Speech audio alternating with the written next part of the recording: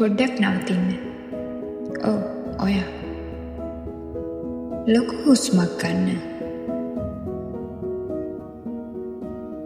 තව පාරක්. මට දැනෙනවා ඔයාට දැන් දැනෙන දේ. පපුව ගැහෙනව නේද? අතපය සීතල වෙලා වගේද? හෙට එහෙමත් නැත්නම් තව ටිකකින් ඔයා මුණ දෙන්න යන ඒ විභාගය ගැන මතක් වෙද්දී බඩේ අමුතු ගින්නක් වගේ දැනෙනව නේද? ඒක සාමාන්‍ය දෙයක්. ඇත්තටම ඒක සාමාන්‍ය දෙයක්. ඔයා විතරක් නෙමෙයි මේ වෙලාවේ ලංකාවේ දහස් ගාණක් ළමයි ඔය බය විඳිනවා. ඒ කියන්නේ ඔයා තනි වෙලා නැහැ. පහුගිය කාලේ දිහා නිකමට හැරිලා බලන්න. ඔයා කොච්චර දේවල් කැප කළාද? යාළුවෝ එක්ක ට්‍රිප් යන එක, ෆිල්ම් බලන එක, සමහර විට ඔයා ආසම කරන කෑම එක කන්න තියෙන වෙලාව පව ඔයා පොත් අස්සේ හිර කරා. රැලි වෙනකම් නිදි මැරුවා. ඇස් පිය වෙන්නේ එද්දිත් බලෙන් ඇස් අරගෙන ඔයා පාඩම් කරා. හේ මොකද වාට හීනයක් තිබුණා. ඔයාට ඕන වුණා දිනන්න. ගොඩක් අය හිතන්නේ එක්සෑම් එකක් කියන්නේ නිකම්ම කොළ කෑල්ලක් කියලා. නෑ.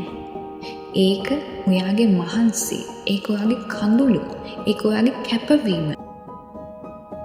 හැබැයි මේ වෙලාවේ ඔයාට බය හිතෙන්නේ පේපර් එක ගැන නෙවෙයි කියලා මම දන්නවා.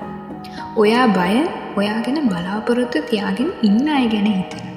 නිකමට හිතන්න රෑ පාඩම් කරද්දී තේකක් හදන් ආපු අම්මා ගැන. Tamanට නැති වුණත් ඔයාට ක්ලාස් ෆීස් ගෙවපු තාත්තා ගැන. එයාලා ඔයාගෙන් ඉල්ලුවේ ඒ පාසස් 9ක්. මෙඩිසින් යන්න, කැම්පස් යන්න. නෑ. එයා බලාපොරොත්තු වුණේ ඔයාගේ සතුට. ඔයා ජීවිතේ දිනනවා දකින්න. මේ අහන්න. ඔයාගේ දෙමව්පියන්ට, ඔයාට ආදරය කරන අයට, ඔයා පේපර් එකට ලියන උත්තර වලට වඩා ඔයා ජීවිතේ මුණ දෙන විදිය වටිනවා. ඒ නිසා අනුන් ගැන හිතලා බය වෙන්න එපා. මේ ගේම ගහන්න ඕනේ ඔයා වෙනුවෙන්මයි.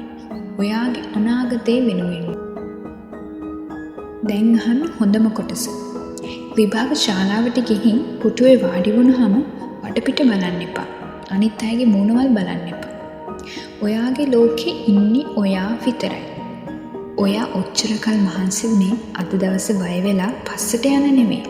එක්සෑම් පේපර් එක අතට ගත්තාම හිතන්න මේක මට අභියෝගයක් නෙමෙයි. මේක මට අවස්ථාවක්. මම කවුද කියලා පෙන්වන්න මට ලැබුණු chance එකක් කියලා. ප්‍රශ්නයක් අමාරුද? කමක් නෑ. ගැඹුරු හුස්මක් ගන්න. ඊළඟ ප්‍රශ්නෙට යන්න. එක ප්‍රශ්නයක් නිසා ඔයාගේ මුළු ගේමම අතාරින්න එපා. අන්තිම තප්පරේ වෙනකන් සටන අතාරින්න එපා. ඔයාට පුළුවන්. මම ආයෙ කියනවා. ඔයාට පුළුවන්. ඔයාගේ මොලේ ඇතුලේ ඔය පාඩම් කරපු හැම දෙයක්ම තැම්පත් වෙලා තියෙනවා. වෙලාව ආවම ඒක එළියට එනවා. ඔයාට තියෙන්නේ ඔයා ගැන විශ්වාස කරන එක විතරයි. පේපර් එකට බය වෙන්න එපා. පේපර් එක ඔයාට බය කරගන්න. පෑන් අතට ගන්න. සිංහෙක් වගේ ලියන්න පටන් ගන්න. මේක ඔයාගේ වෙලාව. ගිහින් එන්න. ජයග්‍රහණය ඔයාගේ. good luck. මේ වීඩියෝ එකෙන් ඔයාගේ හිතට පොඩි හරි හයියක් වුණා නම් තවත් යාළුවෙක්ට බලන්න මේක ෂෙයා කරන්න. මොකද එයත් සමහර විට ඔයා වගේම බයිකින් ඇත්තේ. මේ වගේ මොටිවේෂන් දිගටම බලන්න අපේ channel එක subscribe කරලා එකතු වෙන්න. ඔයාට ජය.